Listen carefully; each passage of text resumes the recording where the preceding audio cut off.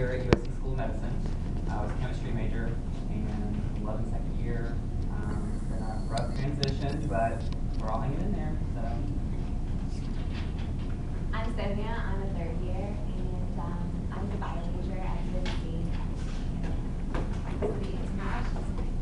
I'm Christina. I'm a third year, and I went to University of Tennessee for undergrad, and I was a biochem major. I'm Kira. I'm a third year. I went here for undergrad. I'm Amanda. I'm actually a fourth year, so I'm in the golden year in med school. It's awesome. I did go here for undergrad as well. Took chemistry in this very room, and I came here for journalism actually from a fantastic school here. Switched after my first year and haven't looked back since. But if you have any questions about sort of the non-traditional route, you can certainly ask me. I took some years off between undergrad and med school, did some interesting things. So if anybody has a situation like that, you can definitely come in. My name's Natul. I'm a second year resident here in internal medicine, and I went here for undergrad, did chemistry and biology, and then I went to med school here as well. So kind of upset about yesterday's game, as the majority of you should be. But yeah, if you guys have any questions about residency or transitioning between med school and residency, or just what it's like to actually be making money and not paying $30,000 a year or whatever it is now. Any questions? Do any of you guys know? Do you guys know what the health profession scholarship program is for like military? For military. Yeah. I do. You guys I'm in that. I can't even see who asked that. Right here. Oh, I'm in that. Do you have a particular branch you're interested Yeah, in? maybe. Oh, okay. I'm Air Force, but we do have a few contacts within my class and in the classes below us. I know that.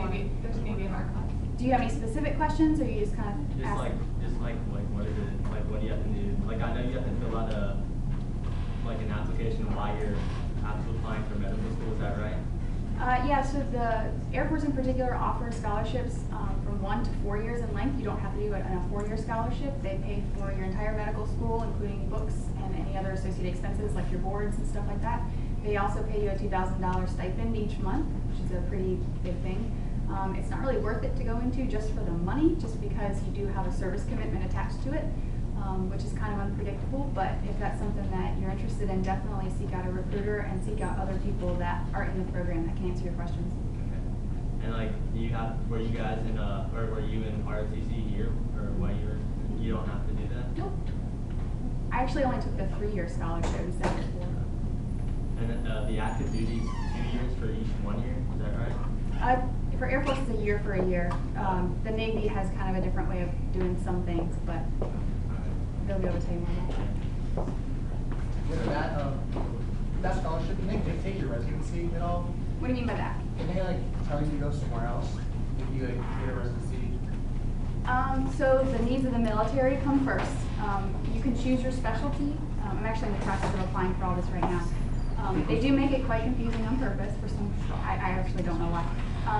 But that's just the military. So you do get to rank kind of the same way you would for residencies in your specialty that you have. You also get a chance to put down a second choice if you don't get your first choice of specialty. And then they kind of do like a transitional year if you don't get that. So they won't force you into a particular specialty, at least not in the Air Force. But I know that in the Navy, there's the chance that you might get sent to a GMO assignment, which is like just a general assignment, and then have to come back and reapply. Okay. So, I know there's something about you becoming a GMO if you don't get your residency. Is that right? Yeah, I don't know how the Navy works as far as how automatic it is, like if you're just automatically sent over to GMO or whether they actually get your permission first. But the military likes to do a lot of things that they don't tell you up front. So make sure you get all your facts before you sign on the dotted line. What's one thing you guys were glad you did in your undergrad that really prepared you for med school? I took histology, and it's kind of unfortunate because they do it online now, I think. And I took it the last year, it was online. But the online class, I don't know if you really are prepared just from hearing people talk about it. They kind of rush through it, and I don't know. But that was a good class in physiology with Duggins. I know a lot of people aren't fans of him, but I thought he was a great guy. So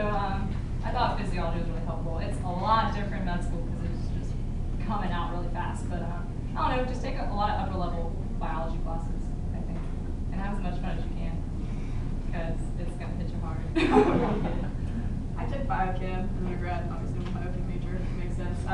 But it just kind of, at the very least, you're familiar with the things that they're telling you in the class. So if you don't know the level of detail that it is in med school, then you're at least like, oh, I've heard those before, and it's easier to add on the different levels. Anytime you can take a class that's going to get built upon in medical school, you know, anatomy or physiology or biochem, you'll still be learning everything again in medical school because it's at a whole different pace and level of detail. But just having seen the words before was helpful. I agree with everything they're saying. The other thing I would also recommend is that if you do have the chance or want to take time off after undergrad, to do that, maybe just a year, just to get your bearings together, you know, just take that time off, because med school is hard. It's a huge commitment, and sometimes people go straight in and they regret that because they don't get the time to kind of experience the world before their social life goes away. Yeah. Definitely take time to do things. If you, I mean, Your last summer, if yeah. you can. Or I studied abroad. I took time. I took a whole semester, did an internship in London, and took no classes. And have fun when you're an undergrad. I would say take a major that is not necessarily science if you don't like it, because you have to take a lot of prereqs anyways, and so if you want to fall back on your major, like take a year off and you want to find a job, something that you actually like besides bio would also be fine. Like, because all of your prereqs you have to take them anyways, so anatomy, a lot of those classes are already built in. And I don't think you should try to like readjust your whole, you know, college path or your schedules or whatever just to try to fit in some of these classes, because like she was saying, that I mean, you're going to get everything from square one a lot faster in medical school than you do in undergrad. But nonetheless, like I took histology, physiology, biochem. I took all those in undergrad, and honestly, I don't think I was doing myself any favors by taking them. I mean, it was part of my major, so I guess it didn't. It helped, I guess, but I really don't think it was necessary. If you don't take them, you're not behind in any way.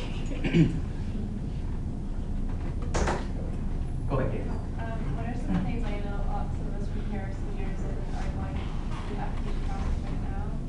What are some things we should be wary of or expect in our interviews? Be prepared for situations. Like, they're going to give you a scenario where it's like, you have a patient that comes into your office, they have X, Y, or they say this, what would you say to them, or how would you proceed? And it's not necessarily that they're looking for one specific right answer. They're looking for, did they think about it? Is it not some crazy off the wall answer? Does it at least make a little sense, and can they express themselves? So as long as you kind of have some basic knowledge, then you'll be fine. That's usually how I ask questions about like ethics and stuff, or like controversial issues. Like I had people ask me about vaccinations. Like how do you approach a parent that doesn't want to vaccinate? I got a question that was, a parent comes in and wants to unnecessarily scan their child.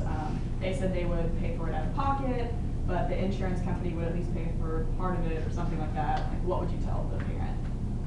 Scenarios where, whatever you said. I've actually had a question if I could choose 3 people to have dinner with, who and why? Not including family. I was so prepared. I said a fictional character from a show I like, and it was really embarrassing. So make sure you maybe read some books, try to sound smart. I think I made the interviewer laugh, so that's good. But yeah, just think stuff like, they just want to see how you can think on your feet, and just speak really eloquently, doing things too.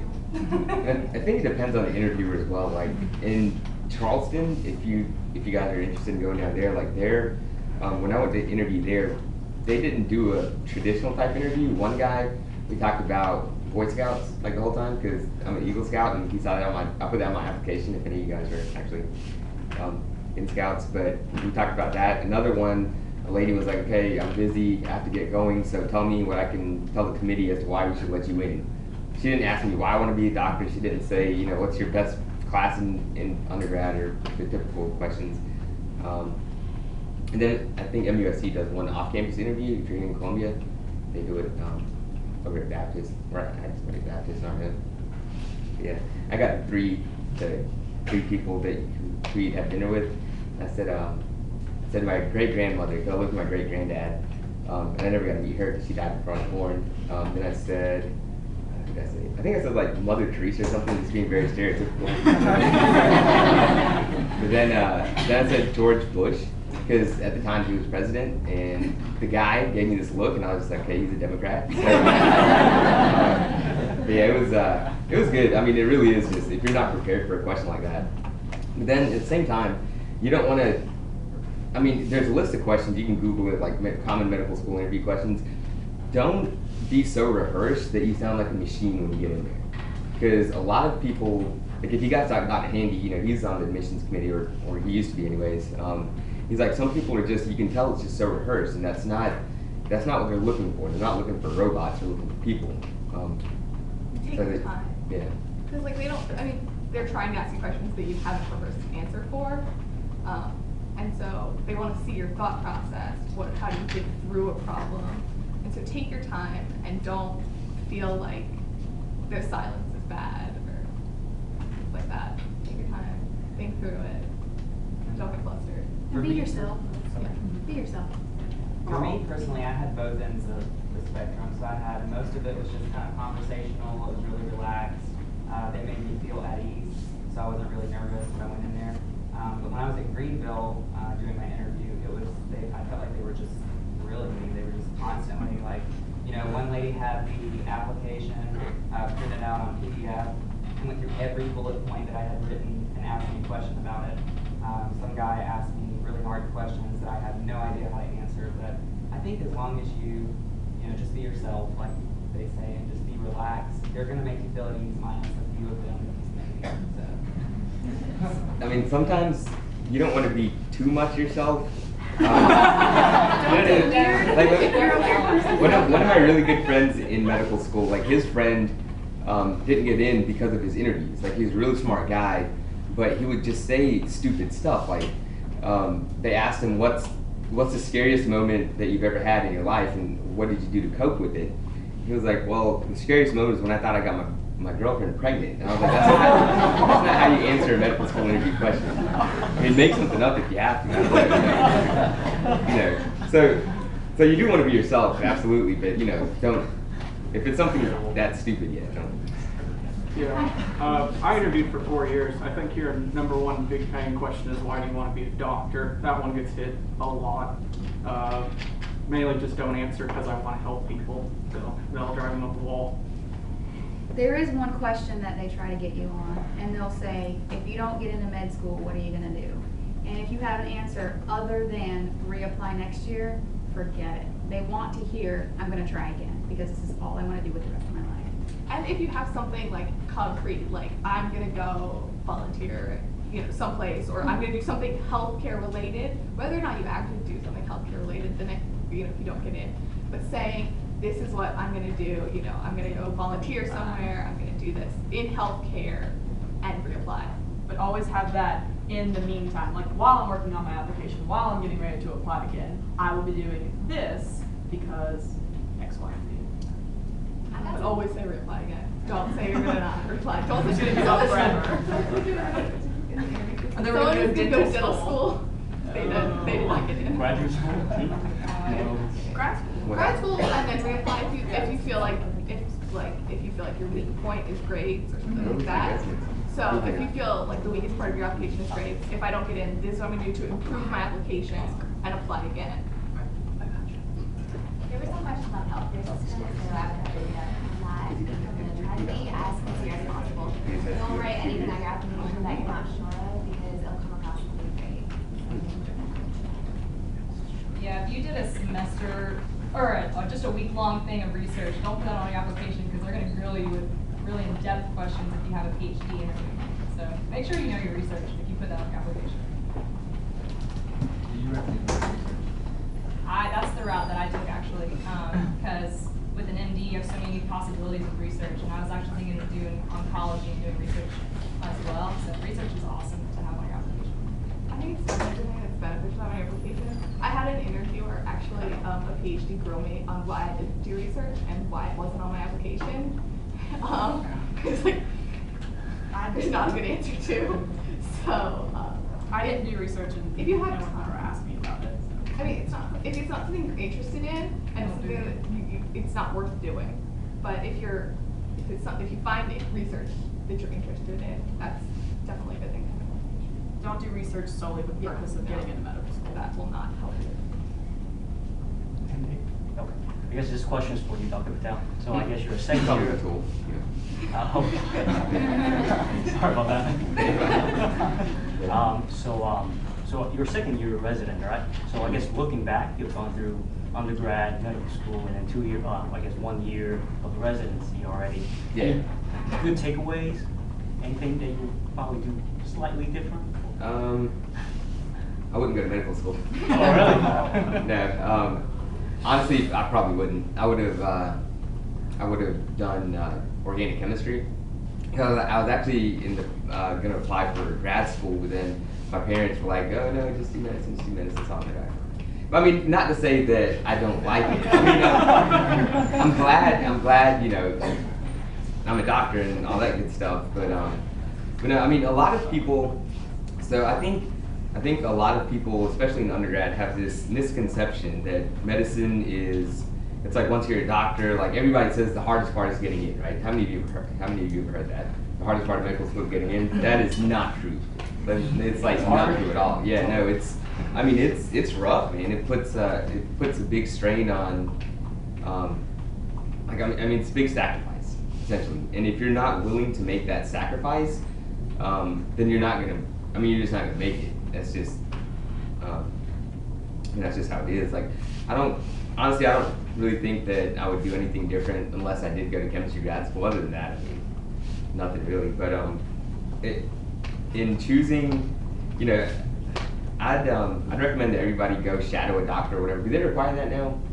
That, like, you have to have clinical hours or whatever? Yeah. Okay. I guess back when I was applying, they didn't. But yeah, make sure that you know what it's really like. I mean, the first 3 years of medical school were the worst 3 years of my life, probably. And then fourth year was like better than senior year of college. I mean, it was awesome. But yeah, I mean, it's tough. It's worth it at the end, but just gotta make sure you know what you're getting yourself into. Can they shadow like a resident? Is that allowed or? I think so. I think they're. Most of our attendings were pretty cool. Like, or as far as our internal medicine, I don't know about the other ones, but most of our people, like most of our attendings, probably wouldn't care. I tried to shadow an OB once and ended up shadowing a third-year medical student that was on OB in undergrad. So, when you go into the hospital at Richland, there's so many students there.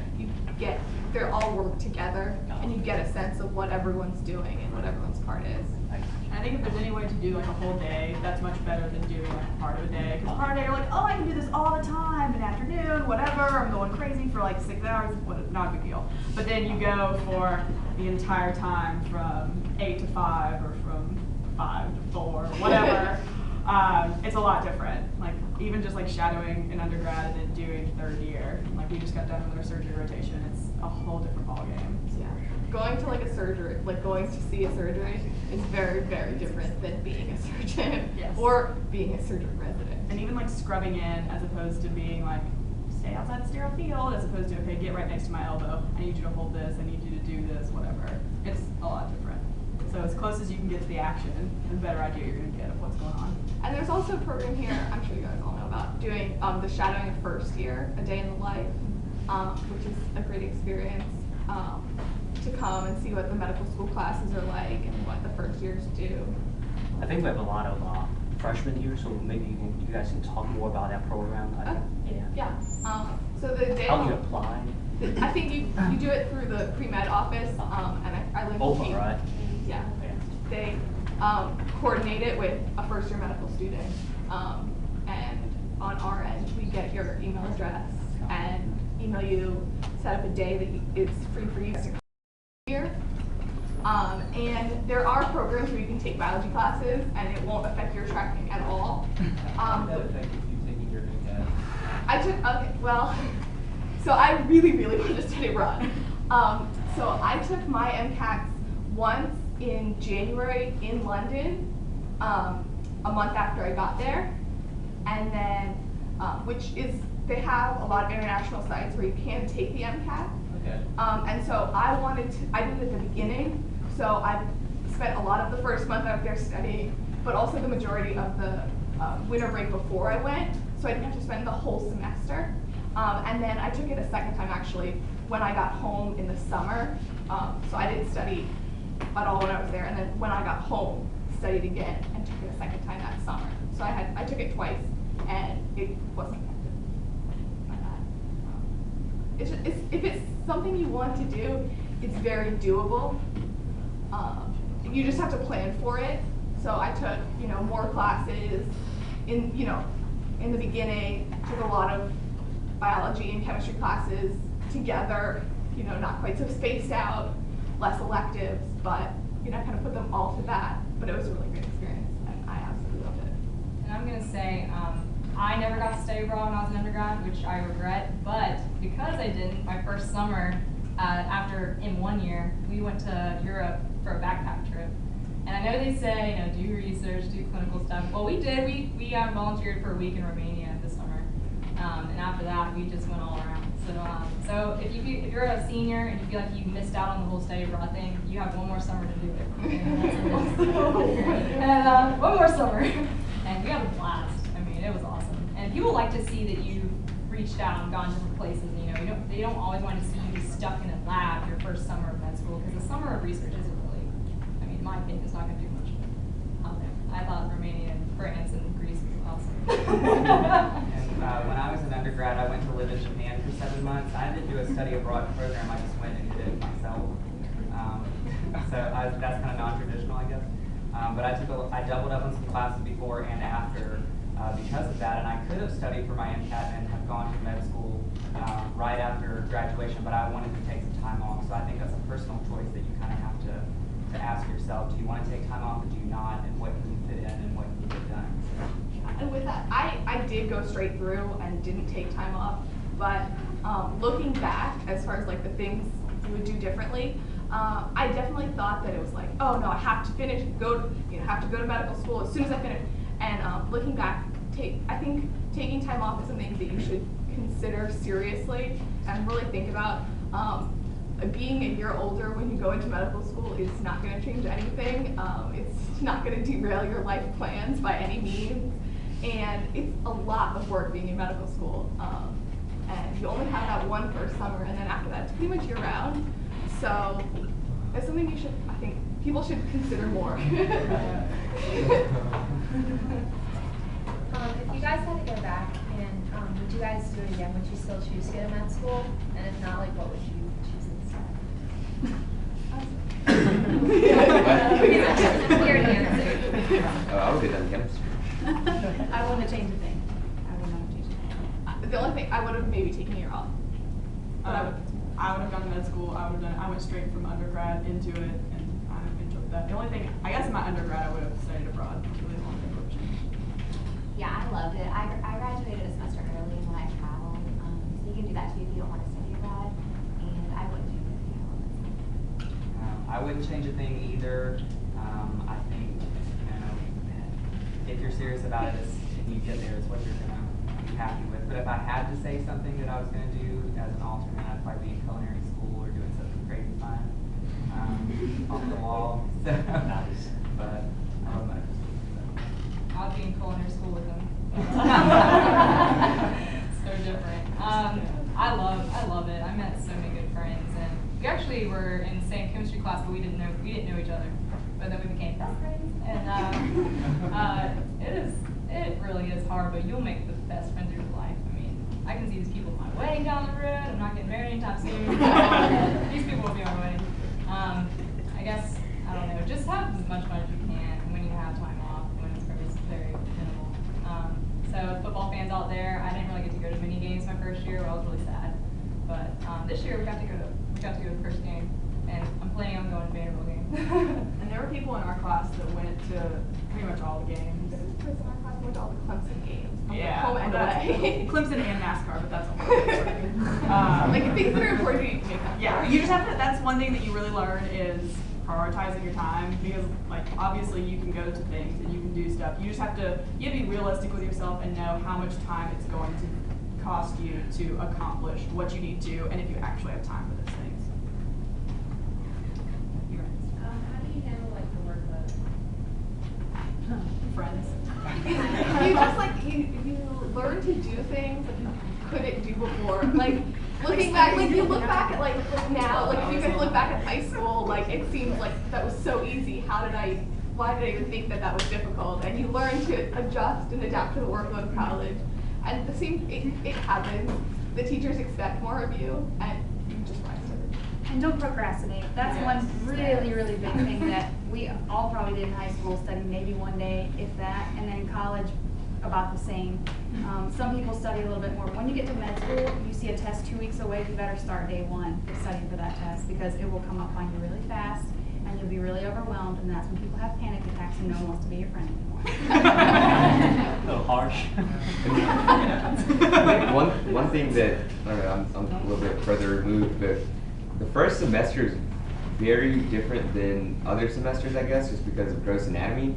Like, you have to spend a lot of time in lab, and it's, you know, you have labs in undergrad, but in neuro lab, anatomy lab, do you have to do histology lab?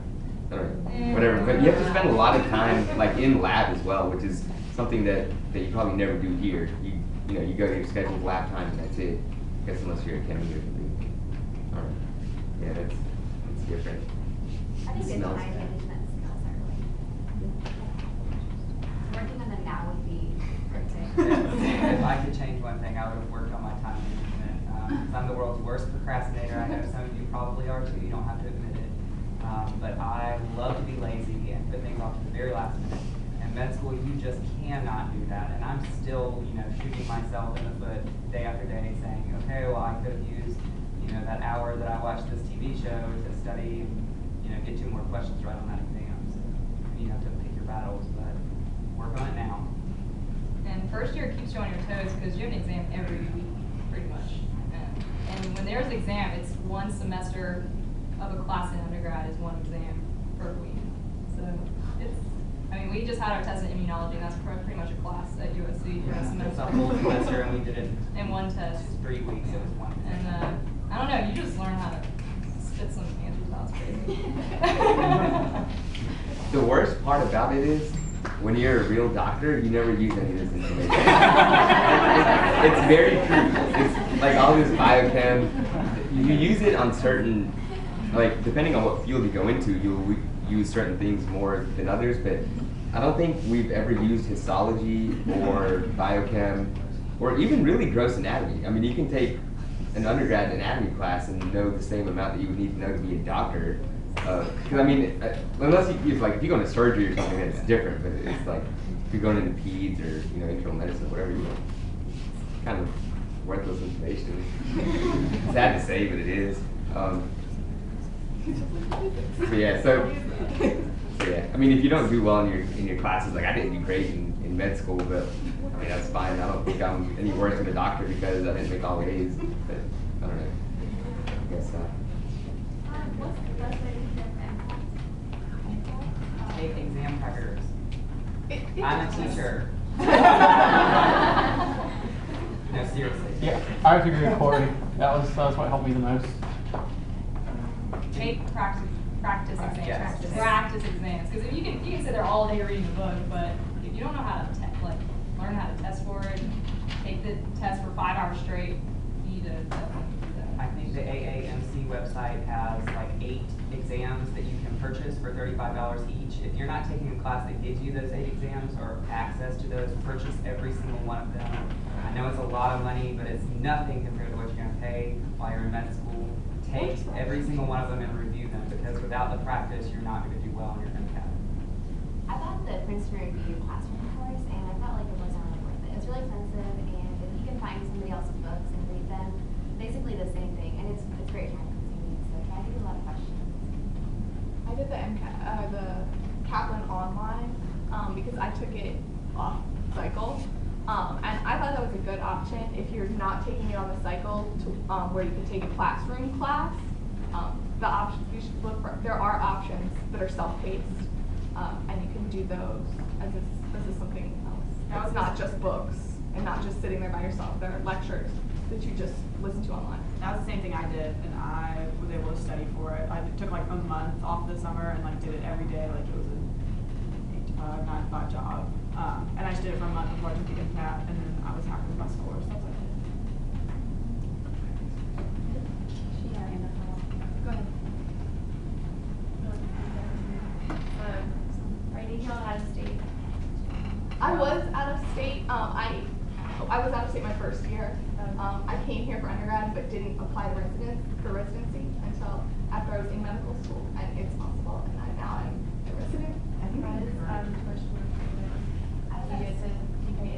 I pay in-state tuition now. So the first year I paid out-of-state tuition, and then now I pay in-state tuition. And there's a guy that works at the school of medicine that will really help you do that, Terrell. If you're sure that you want to go to medical school in South Carolina, though, you should apply for residency as soon as you can, because it helps with the applications, because these are all state schools that get state funding, so that means that they have a preference towards residents or people that want to stay in South Carolina. So going to school here, you have in-state ties, but it's better to be a resident. What advice do you have about retaking the MCAT or not retaking it? Like, what kind of things would you suggest, like, when you're making that decision? How confident are you in the fact that your score will go up? And if you feel like your score isn't high enough, I know if you can talk to Eileen, and she is a great resource. Eileen told me not to retake it, but I really thought that my score was not high enough.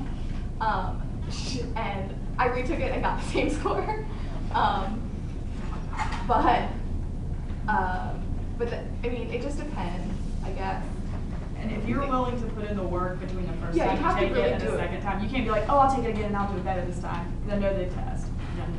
You decide between those tests. If there's gonna You be put in the work to get the better score. Yeah. If you do want to stay here, I know that there's people over at the med school that are on the admissions committee, like Dr. Thornhill. He meets with a lot of undergrads, or he did when I was there. I don't know, and he'd probably be a good person to ask. Like, if here's my score, and here's the rest of my application. Like, do I need to retake the MCAT, or do I just need to do other extracurriculars, whatever? Yeah. And there's a lot of information out there about average scores. And when you're looking at that, just know if it's a state school and you're out of state, that you need to be above that average score for any school that you apply to that you're not a resident of, if they're not a private school. Even if you have state ties. And do you know, like, what's the month or whatever that you should, like, the cycle when you take the MCAT, like your junior summer? You take it in May. May. And then, so if you have to retake it, like, is there like a couple month time frame? I did the same. I did January and June. That's I think. the last time you can take it for an application cycle is September. But And that's late. But that's really, really late. So the last time you can take it is in September. The usual time is May and August. But I took mine in July because you get your score 1 month later, and it was enough time that I could sign up and get the last September slot.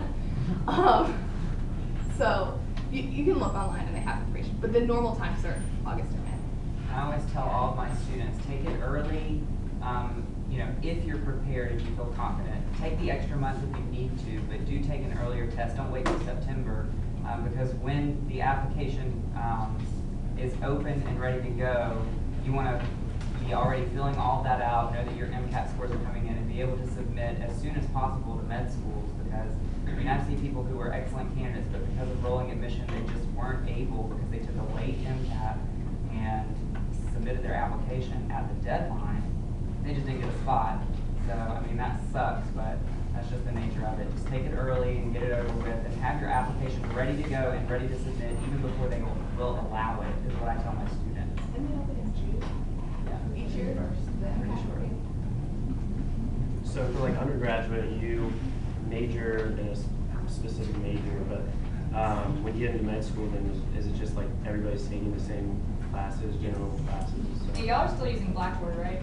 Yeah. So you click on Blackboard, boom, all your classes are there. You don't even have to sign up. You're like, oh, I guess Yeah, that's they good. sign up for it. And you Just still take use the same classes. You still use a lot of the same like undergrad You don't have technology, any like. choice in that. If you use the school medicine website, you look at the schedule for first and second years, it's all the same for And everyone. every single person There's takes the 100, same classes. 100 of you that are all in Yeah. anatomy Nice. and Like high biochem. school all over again. You know everyone, especially with our class size, it was like 100. Yeah. That's about what they try to get the beginning classes, and so you know. It's like 99. You're at 99. Well, we lost a few. Oh, yeah. Yeah. Well, the You worst know. years- the worst years are But like- it's just, worst are it's 99. nice because you know everyone in a 100-person class. So Down to, like, as our class is very helpful with one another. Like if someone makes a study guide, they'll send it out, and there's not any like false information on there because we know everyone in our class. And if someone sends out a study guide with something false on it, we're like, hey, why'd you do that? And no one talks about it. One more learning. So my major right now is chemistry. So how'd that help with med school? Did it really? I did awesome in biochem, and I'm sure you did too. A lot of people struggle with the first semester of biochem just because it's, you know, acids and pH. I'm like, yes, it's so fun. Yeah. And so a lot of people came to me for help, which it felt really good to do that. But I don't know, I just really enjoyed chemistry. That's why I took it. I didn't take it for med school at all. I just took it because I was good at it. I didn't take it for med school specifically. I guess some people would argue that it's an easier route because you get more of your prereqs out of the way being a chemistry major. Whereas if you're biology, you still have to take organic and all this stuff. But taking higher level chemistry classes helped me specifically in, I guess, critical thinking and being able to do application rather than just memorization. But I guess med school is memorization. But it's kind of it doesn't really matter. Yeah, it only matters. Whatever you're more interested in. Yeah. Do what you do what want. you love right now.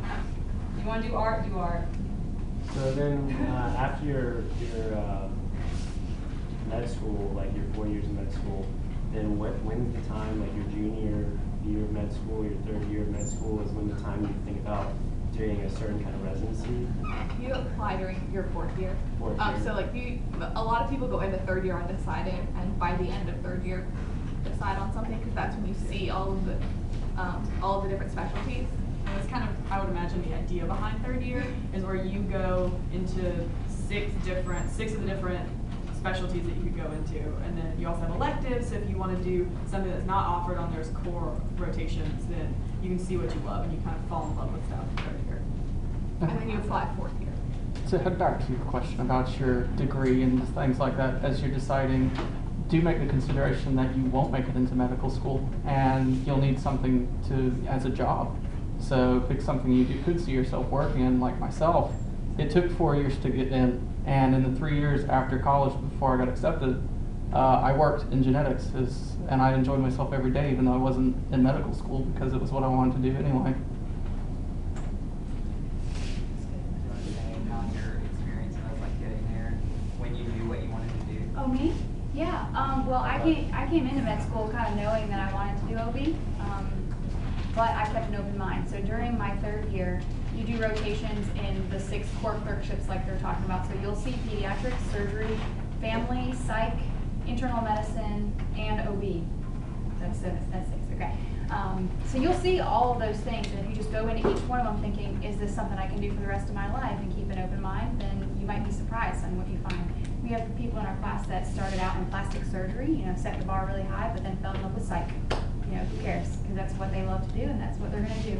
And it doesn't matter if it's a prestigious specialty or whatever people think, it's whatever you're going to have fun doing, because you're going to do it the rest of your life. You're going to love it. But A lot of people change. yeah, that's fine. You can change. How many of you are pre-med? Just out of curiosity. How many of you guys know what kind of doctor you already want to be? How many of those are surgeons? Like plastic surgeons, orthopedic surgeons, something? Okay, I was just wondering, because a lot of times people will say, oh, I'm going to go to med school and I'm going to be an orthopedic surgeon, or I'm going to be a plastic surgeon, or whatever. I mean, it's good to have, good to have dreams, but it's, those are two of the more competitive, most competitive things.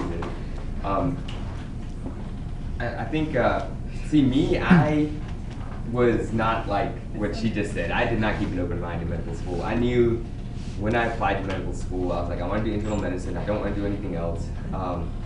Maybe that's bad, but I knew I didn't want to do any kind of surgery. Just want to work.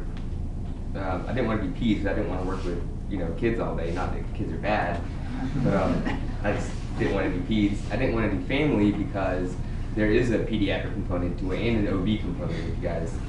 More girls. Hmm? You said where you People.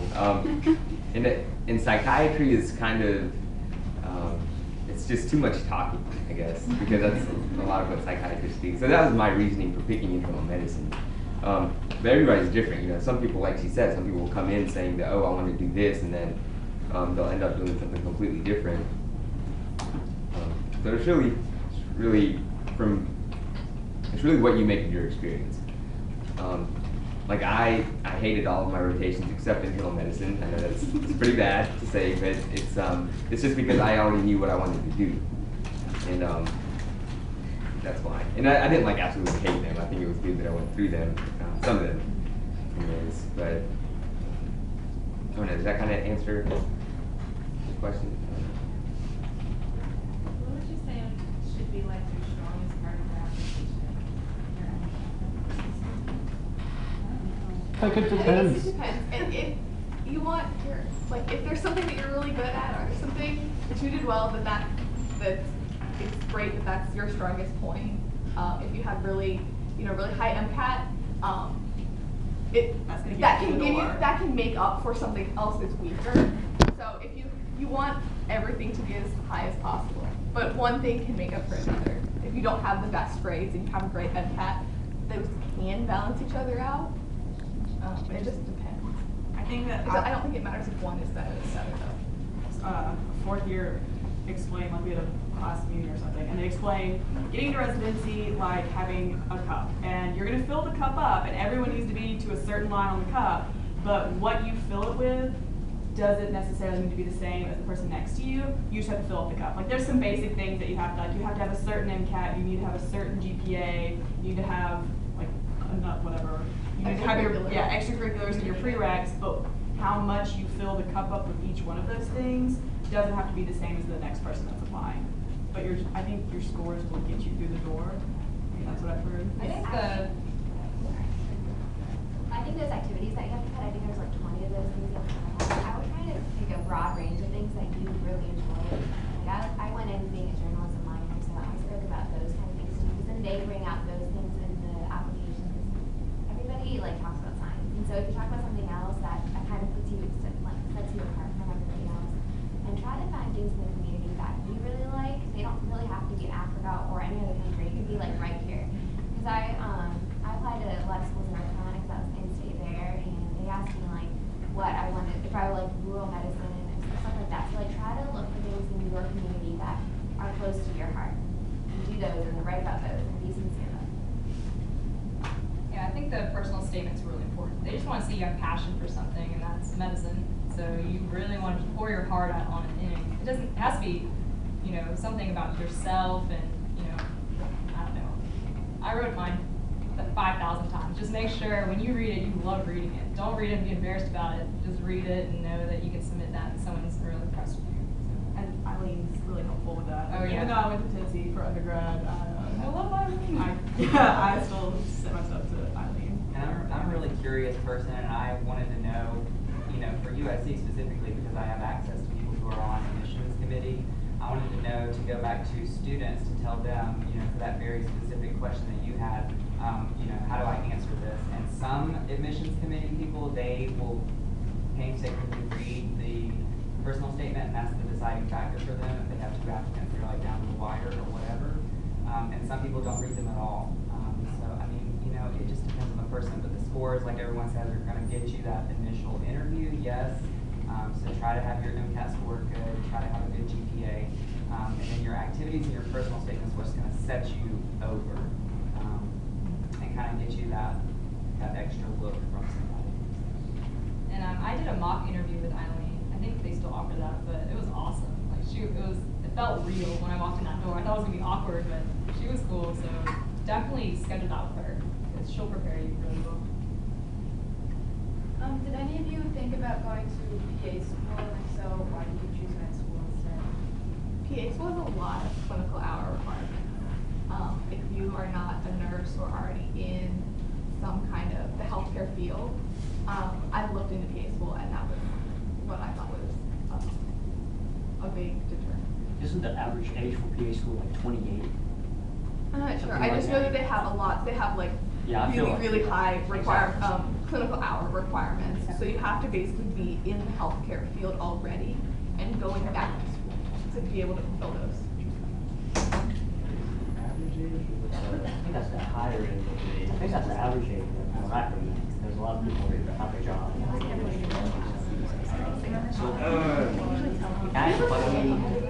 So maybe each one of you guys give like 3 good advice for pre-med students. Survival guide to med school. For before or while you're in medical school? While in medical school, yeah. Let me ask you, how did you guys go about like with your letters of recommendation? Because I know for me, I feel like it's gonna be really hard to build personal relationships with my professors, and I feel like I'm really behind on that. Well, with me, research was easy for me because I did research with Dr. Reisman for 3 years, and I love that guy. He's awesome. And he wrote me an awesome letter, and Dr. Dukes wrote me a letter too, just because I was a chemistry major. And I just go to their office and, I don't know, make up something to ask about or talk to, you know. 'Cause That's one thing that doing research helps with, is because you do get that one-on-one time with professors, and then they can write you those great recommendation letters. So that's some place where research really makes a difference. I was just gonna say, I think a lot of people have a tough time with their letters of recommendation. If somebody's blowing you off constantly, don't even give them the time of day either, because they're not gonna write you a good letter. And when you ask somebody, you wanna say, are you willing to write me a strong letter of recommendation? Because if they write you just some Joe Schmo, oh, this is a good student, went to every class, got an A, who cares? But if they know you a little better than that, can write a few more sentences that make you seem like a good candidate, and that's what matters. So ask them very bluntly, but professionally. Just say, can you write me a strong letter of recommendation? And they're going to tell you yes or no. I know Dr. Handy is someone that you can hang out in his office and he'll talk to you, get to know you, and write you a good letter of recommendation. No, you did. Or me. I'll break it. So- But people. Actually, that's right. I had one of my advisors, I found out what class she was teaching, and I took her class. That way I knew her on like 2 different levels. So if you have an advisor that teaches, then take their class. I also had a not science letter. That was really helpful. It kind of showed your broad, which was an art history teacher that wrote me a letter. Effective anyways. demand. And whenever you go in to get letters, have your resume. If you have your personal statement, that's a good thing to give them too, just so they know more about you. As even if you don't have a great relationship with them, then you can still, they can know about you. They know what you're doing in class. They see what you're doing in your personal statement, what you're passionate about, and then talk with them and remind them nicely. Say, hey, have you sent my letter in? And if there are any classes that you know are small class size, or you can see are small class sizes, anytime you get into a class that's under 20 people, like the professor's going to know, or the teacher's going to know you by the end of the semester, just because of the discussion style, and they'll be able to write you a letter. And then, if you're someone that doesn't want to just go, but isn't very outgoing about going to see a teacher outside of class, putting yourself into small classes and discussion style classes, you get to know professors that way. I would definitely go to office hours for sure, and then if you're shadowing a doctor, we can do it like long term, like over the summer, and maybe a few times in the semester, so you get to know them better. They can write you a good letter. If you don't do well in the exam, you can like talk to them about improving, and then definitely do that again next time, and then you can see improvement. As far as like letters of recommendations go, this could be kind of a silly question, but does it necessarily have to be a professor that you've taken, or if it's like just a professor that you've done like research with or something like that, but you haven't actually taken their class, could they still write you a letter of recommendation? One thing I know that's on the actual paper that they have to submit is how they know you. So they're going to have to fill that out however it is that they know you. Whether it was a class or whether it's personally, that's fine. As long as it's like the reason they know you is like an academic something, not like this is my neighbor. Right, so you have to have 2 science ones. So just make sure, I guess they would they accept, do you think, a non, Like if an it wasn't example your would be teacher? is like, I know one of the doctors that I've been shadowing, she's like a clinical professor at the School of Medicine. Mhm. And so would that probably be acceptable? That's acceptable. Yeah, and for those of you that wind up in a non-traditional position where you become separated from a university after a few years, I only maintain contact with one of my original letters of recommendation writers. I wound up using my employers past that point, and no one ever said anything about that. Our meeting ends at 7:30, so maybe you guys can give 3 good advice for pre-med students, or more than 3. My biggest one is don't feel like you have to go straight from undergrad like y'all said. I didn't get in my first year and I thought the world was crumbling down, but I found a random job in a lab in Charleston. I'm from Charleston, and I loved it. I mean, work from 11 to 5, go out and stuff, and then I got into med school and I was so happy because I was ready to be back on that track again. So don't feel like you have to go straight in like a traditional student. I mean, our class average age is maybe 25, 27. We have some people that went to pharmacy school and then decided they didn't like it and then go to med school. So there's a lot of untraditional students. So have as much fun and just make sure it's what you really want to do. I would say make sure it's really what you want to do, because it is a huge time commitment and sacrifice. It's a very personal thing that you'll go through. So maybe not a lot of your family members are doing it. Maybe you don't have anybody in your family who's ever done it. Maybe you don't have close friends who've ever done it. And you have to be selfish, and I think, if you prepare your family for that, because I have very close ties with my family, which most people do, but it was hard for me to kind of just say, I've got to be selfish now, and so my advice is work on that. And if you are a procrastinator like me, try so hard to work on your time management now and kind of get, if you're one of those students that can study the night before for an exam and ace it, that's all fine and everything, but it absolutely will not happen in med school, and I was the type of person that could ace everything looking at it once the night before, and med school failed. You will get an F. You won't even just get like a C, or you will get an F, and that's just the reality of it. I'll admit it, I've had an F on a test, and it's horrible, but you can recover, so that's the good thing. So, that's my advice. I would just say pick a major or minor that you really like. It doesn't have to be bio, because there's so many bio majors, and then that won't really help you. So if you like bio, that's great. If you're genuine about it, that's fine. In terms of having a good support system, that's also really important in med school. So if you're close to your family, your friends, make sure you stay in contact with them. Don't just push them over. You need a lot of support in your first year or throughout high school. I guess kind of what everyone else has said. Do what you love in undergrad, whether that's a major you love, studying abroad, sports, whatever. Do whatever you love. Because once you get into med school, your path is kind of determined for the first 2 years. You don't get a lot of options. Then, second, you're going to make a lot of good friends in med school. So just enjoy it. I don't know. Once you get to med school, it's a lot of work, but everyone around you's in the same boat. So you make a lot of good differences. And then, last but not least, study hard now and once you get to med school, because studying hard makes it easier.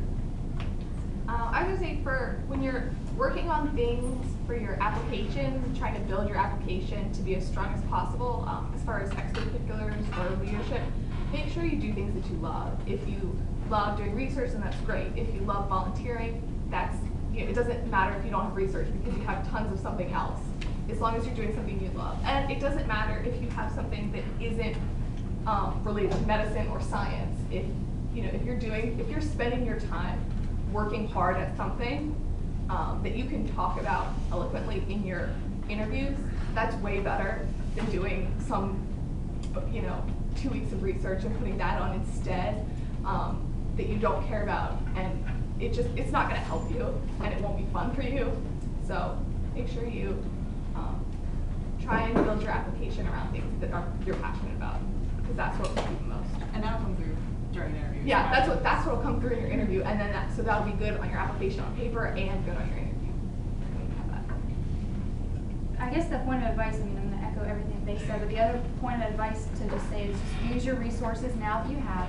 Use the pre-professional advising office. Take their advice. They're there for a reason. They have good information, good resources. They can help you build your application. They can help you improve they can help you improve your weak points and really celebrate your strong points in interviews. Do the mock interviews.